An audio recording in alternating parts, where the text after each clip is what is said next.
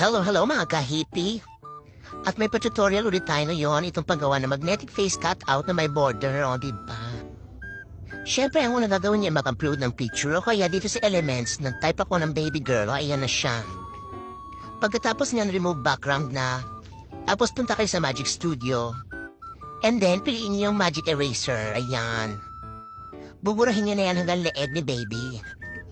At may kita nyo nga pala dyan yung brush size, pwede nyo lakihan niyan para mabilis mabura. Tapos liitan nyo na lang pag malapit na sa leeg para talagang precise at maganda. Pag malapit na nga sa leeg ay dahan-dahan ko lang binubura. At ayan na nga yung ating magnetic face cutout. Siyempre hindi pa yan. Punta ka muna ulit sa Magic Studio, punta ka sa Effects, then Shadow, piliin mo.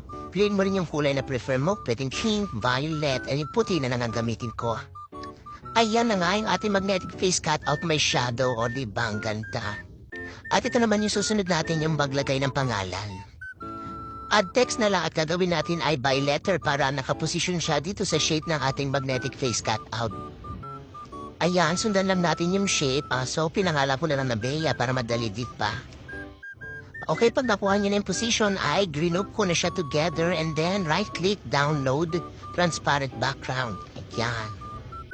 At pag na-download na, i-upload ulit natin dito sa ating Canva na ginagawa at burahin mo na yung ginawa mong unang pangalan at ilagay mo na sa baba ng ating picture. Ayan. At syempre, punta ka sa Magic Studio, piliin ng Effects, Shadow, then Outline, Color White. Ayan, pwede din palitan yung size niyan, yung outline.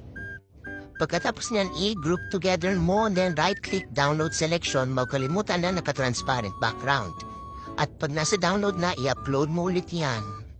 Sada, ayan na nga yung ating ginawa, o diba? Pwede mo ulit lagyan na ng shadow kung gusto mo. Basta punta ka lang sa Magic Studio, Effects and Shadow, piliin ang outline. Nilagyan ko nga ng pink. At dyan na nga natatapos ang ating tutorial. Sana may natutunan kayo. Ang materials na kailangan niya pala dito ay photo top, magnetic sheet at photo paper. Thanks for watching. Bye!